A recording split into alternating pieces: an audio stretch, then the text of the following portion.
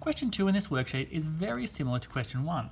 And again, we're doing a neutralization between hydrochloric acid, HCl, which should be aqueous, plus sodium hydroxide, which again will be aqueous. That's one thing I didn't do in my first equation. I didn't write states here. So let's go and put those in here because I should be always writing in my states, all aqueous apart from our water, which is a liquid.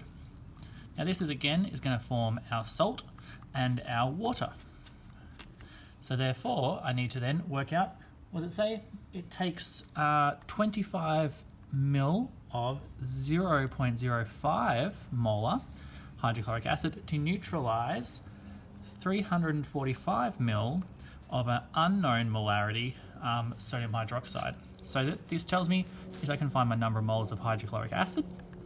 This would be my titer in this case, which is C times V, 0.05 times by 0.025. Now, because I'm not that clever, I'm going to write this into my calculator, which is going to be 0.05 times 0.025 gives me 1.25 times 10 to the power of negative 3.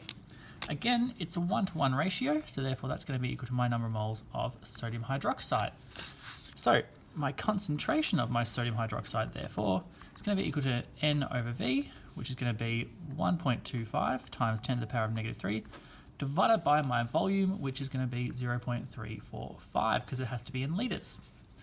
That is going to be equal to, in my calculator here, which I'll put it into the actual light, divide by 0.345.